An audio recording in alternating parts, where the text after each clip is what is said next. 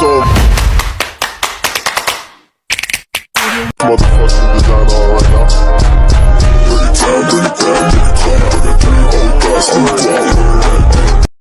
Good morning mga kachi. Today is Sunday at brown out kami ngayon. Kanina 6 o'clock ay brown out. Pero ngayon 7:25 na. Umaga ako naligo mga kachi kasi umaubusan ako ng tubig. So ngayon nag-init ako ng tubig kasi magkape ako. Pero mga katsi, ang gagawin ko ay mag-mix ako ng yung parang binubula ba. Gayahin ko mga katsi. So ito na mga katsi, naganda na ako ng kape. At ilagay ko siya dito. Yun. Isang kape lang. Kumuha ako ng asukal.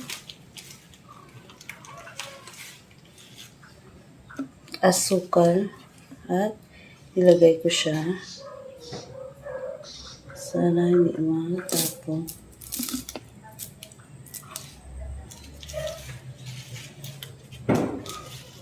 This is, ayan.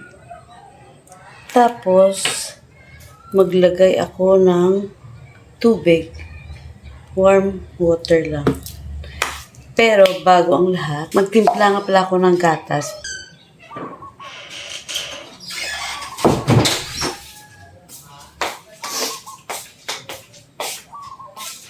Nakuha lang ako ng baso, mga katsi. Timpla lang ako ng gatas. Tunawin ko muna, mga katsi, yung gatas. At tayo ay magkakape. Ay, mali. Dito nga pala.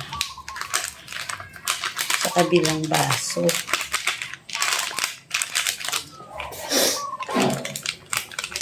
May isang buong baso.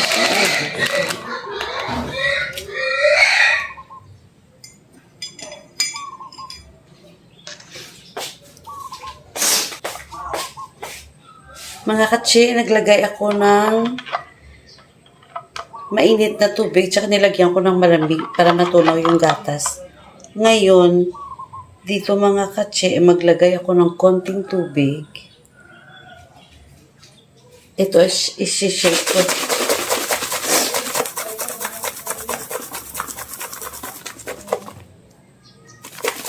Konting shake pa.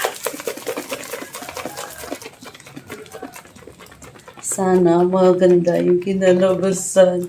Ginaya ko lang to mga katsi sa TikTok. TikTok ba yun? Basta nakita ko lang. At ito yung ginawa niya. Yun. Tadaan. Pwede na to. Parang tunon eh. Wala nang... At ngayon ay maglagay ako ng ice. Kung ice, ito ko siya ilagay.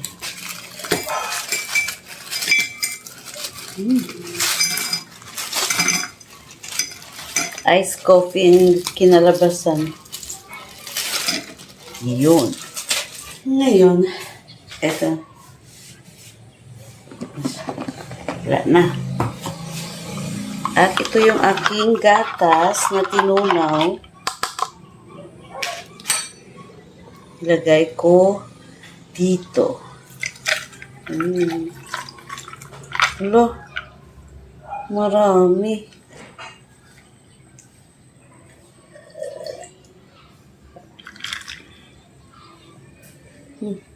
Wait.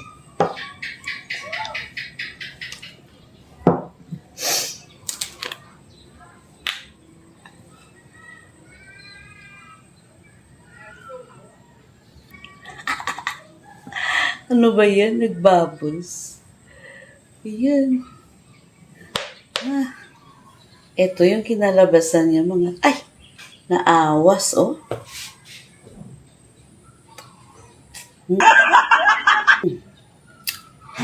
Sarap. Sana kinuntian ko lang mga katsi yung yung gatas.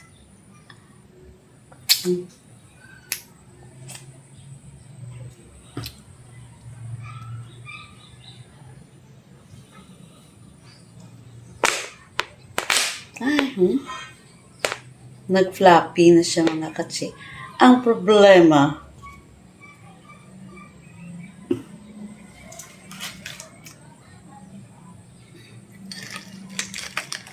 yan.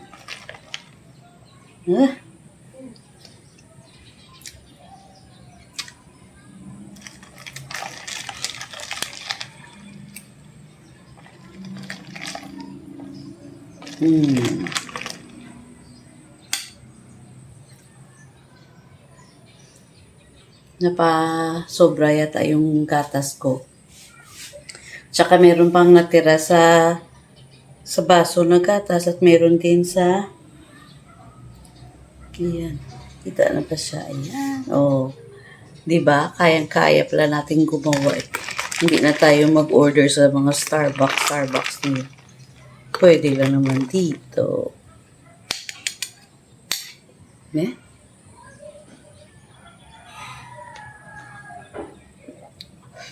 Yun. Okay.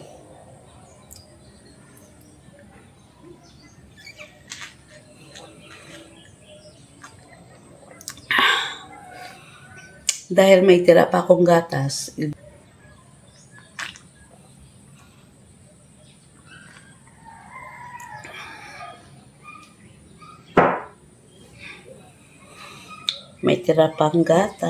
ay syempre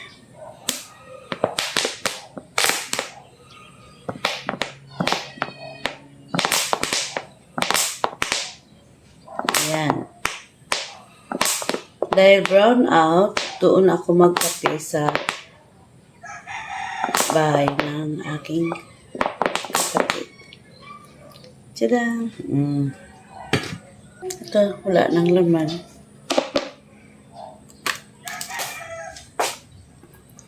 Ito na mga katsi, ang aking nilagay yung natira kong gatas, nilagay ko tsaka yung kape. So, hanggang mamaya naman mga katsi, kita-kits tayo. Mga katsi, nagkailaw na. Pero, bago ako aalis ng bahay, ay maglagay ako ng sunblock.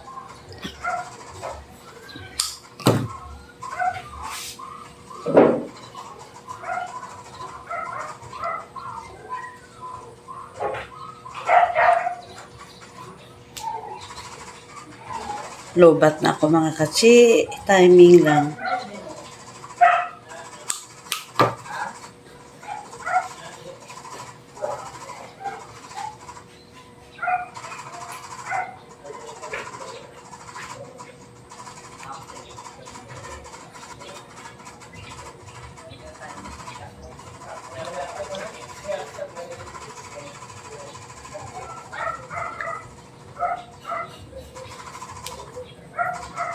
Yan, sunblock. Naglagay ako ng sunblock mga katsi kasi mainit. Mamaya, mainit na. Pag ako ay umuwi, pag ako ay bumalik dito sa bahay. Mga katsi, gusto ko nga palang i-update sa inyo yung aming basketball court. Ito na siya. Pero wala pa rin kasi ini-schedule pa ng barangay siguro. So, papunta na ako mga katsi sa bahay ng aking sister. Dala yung aking kape. Uy! Ay! Nako. Wait. Hello mga katsi, it's lunchtime. Ngayong mga katsi ay kumakain ako ng kanin. Maingay dyan sa kabila mga katsi kasi mayroon silang ginagawa ng paderyata. Nagpabakod sila. Kaon tayo. Yung ulam ko mga katsi ay gupit.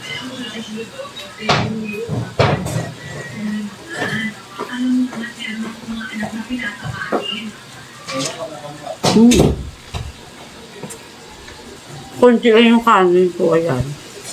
Pero marami yung bupis.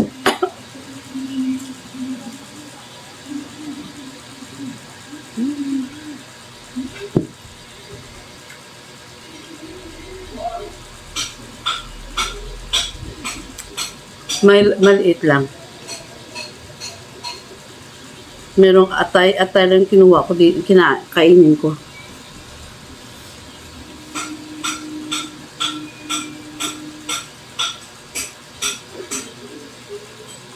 Maganda yung laman ng baboy binigay sa kay Dave, ng kaibigan niya.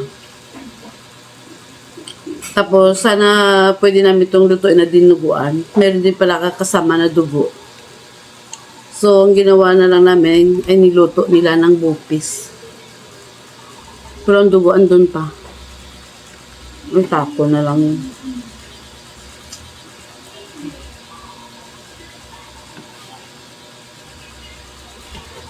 Atay ng baboy. Meron bang bagyo ngayon?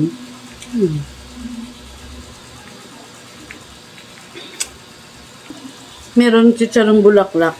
Masarap. Ang ano ng mga katse, kasi malinis ang yung pagbigay sa amin. Kaya hindi na kailangan linisin.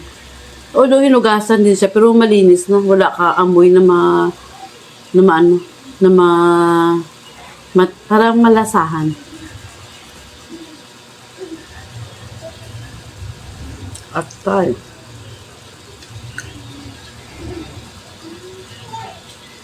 Kagabi nga pala mga katse, meron nag-practice doon sa basketball court ng mga dancer. Kasi dito sa darating na Sunday, next Sunday, ay parang Litson Festival na naman. So, tingnan natin kung mayroong bago at ako ay magbablog. As usual mga katsebal, ako pa rin na doon ako kakain sa Budol Fight. Yung open, lahat na kahit sino-sinong kahit sa Ampurok or mga bisita, pwede kumain doon.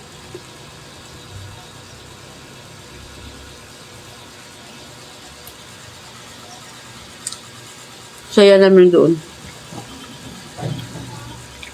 Budol Fight yun, may kanin, tapos may lechon. Kaya lahat open, makakain. Kailangan nandun ka na sa gate mga 11 o 12, mga 11:30. Para pag open na ng gym, makapasok ka na agad kasi ang masaya lang doon mga katse kasi maraming papasok ng mga tao.